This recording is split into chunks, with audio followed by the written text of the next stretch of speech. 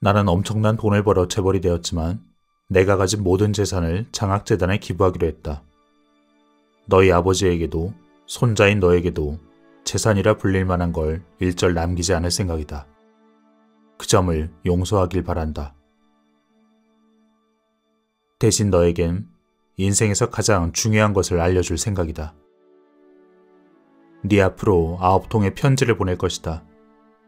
그 편지는 고아였던 내가 억만장자가 될 때까지, 즉 80년 인생에서 얻은 삶의 교훈이란다.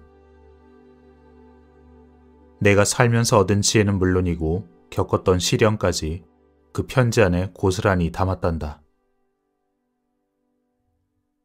편지의 내용을 익히면 돈과 명예, 인간관계, 행복한 가정 등 모든 걸 손에 넣을 수 있을 거란다.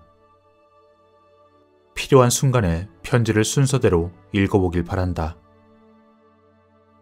너의 직감이 다음 편지를 읽을 타이밍을 알려줄 거다. 그 직감을 믿고 차례대로 편지를 읽어나가렴. 마지막으로 너를 무척이나 사랑했다는 말을 전하고 싶구나.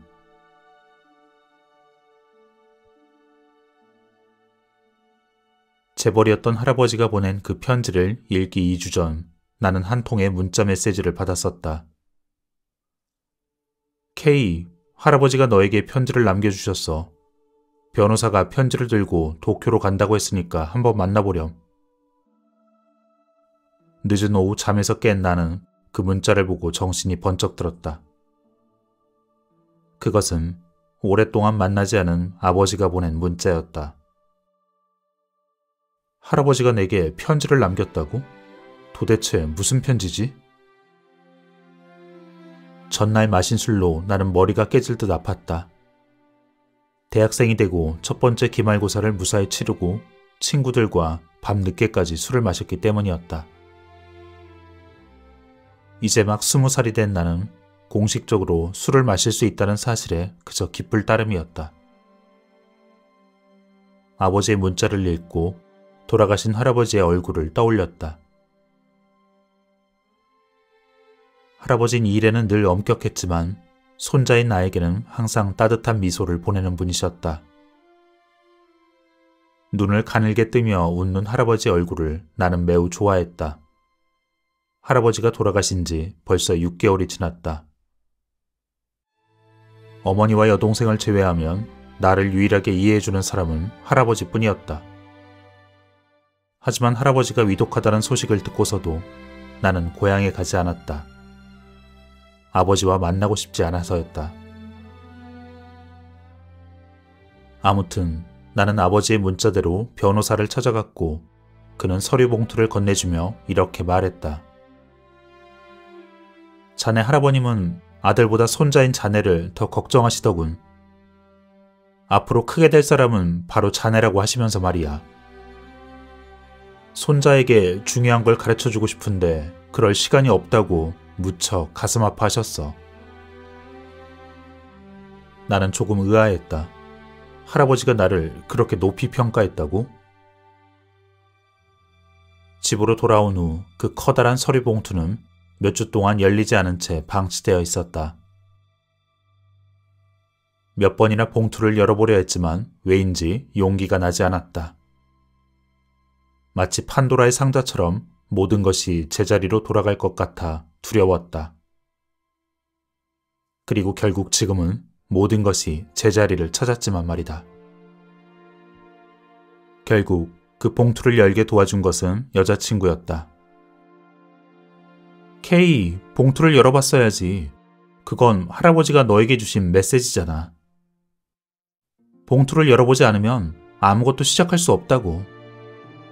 용기를 가지고 열어봐. 내가 도와줄게. 확실히 봉투를 열어보지 않았다면 아무것도 시작할 수 없었을 것이다. 두근거리는 마음으로 봉투를 열어보았고 가득한 편지지 않은 할아버지의 글씨가 빼곡히 적혀 있었다. 그렇게 할아버지의 9통의 편지가 시작되었다. 네가 이 편지를 읽을 때쯤 난 아마 이 세상에 없겠지.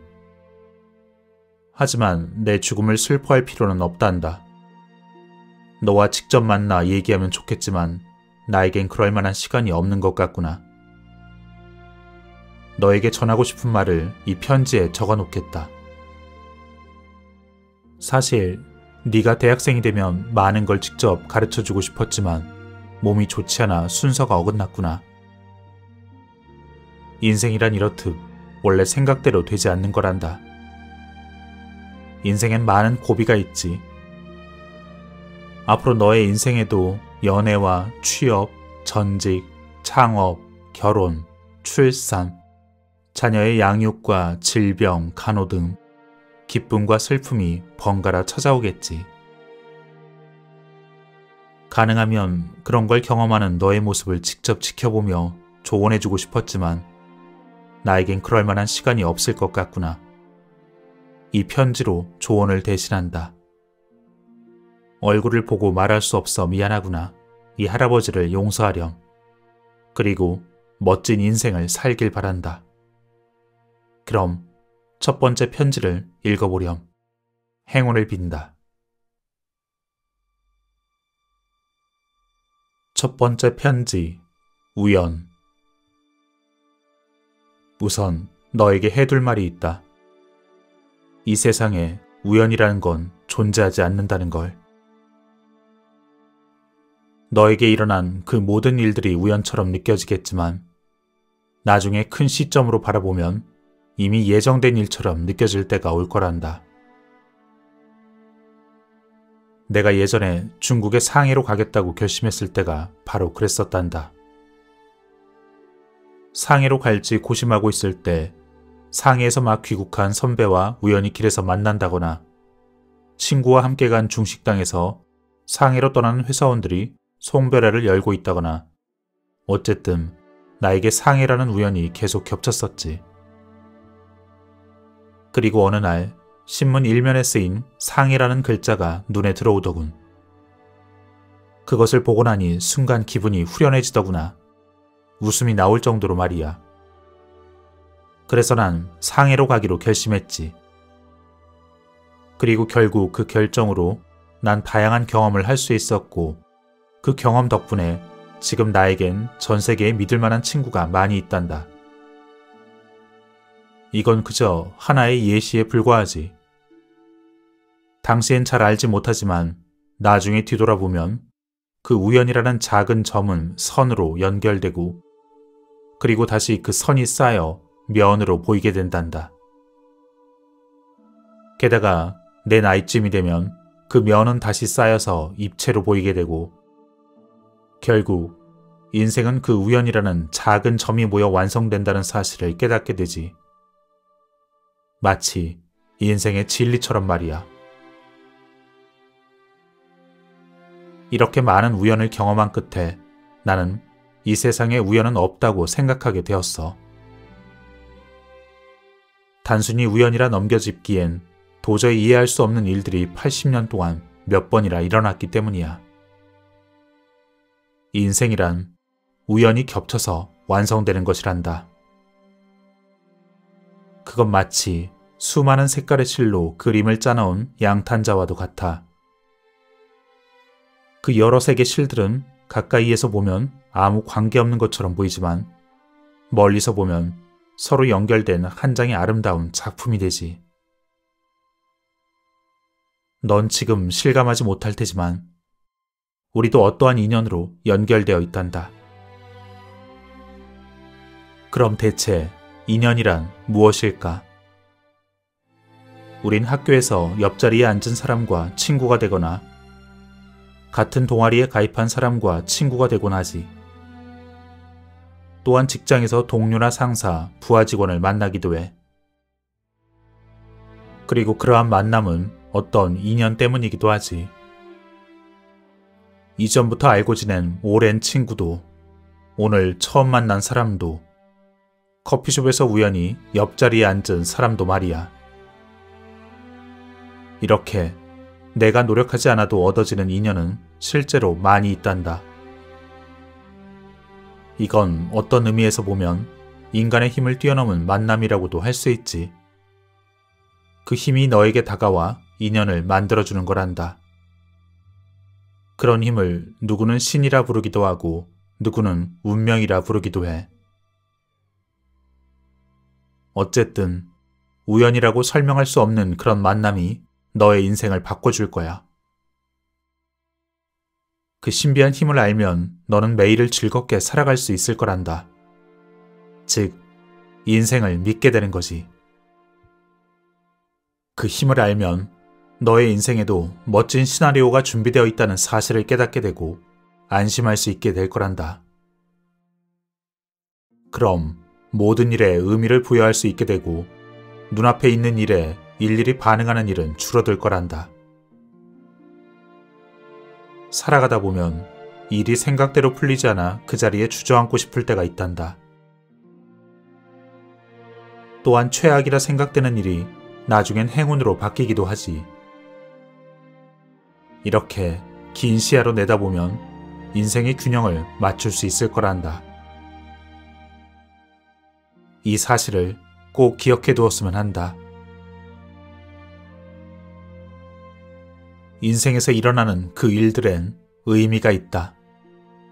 그리고 그 일은 결국 나를 행복하게 해주기 위해 일어난다.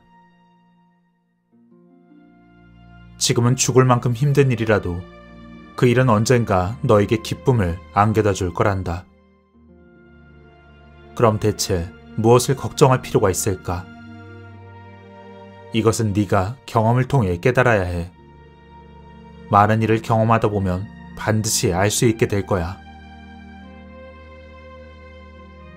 그러면 사람은 이러한 우연을 가장한 필연을 어떻게 발견해야 될까? 이건 영어로 동시성이라 부른단다. 전철을 늦게 탄 덕분에 옛 동창을 만날 수 있었고 그 우연을 계기로 직장을 옮기게 됐지. 식당에선 선배와 우연히 만났고 나중에 함께 창업을 하게 됐고 그러한 일은 일상적으로 많이 일어난단다. 성공하는 사람들은 이 우연을 가장한 필연을 잘 잡는단다. 평소라면 그냥 지나칠 일이지만 직감적으로 느낌이 왔을 때는 잘 살펴보는 게 좋아. 동시성을 발견하는 방법은 아주 간단해.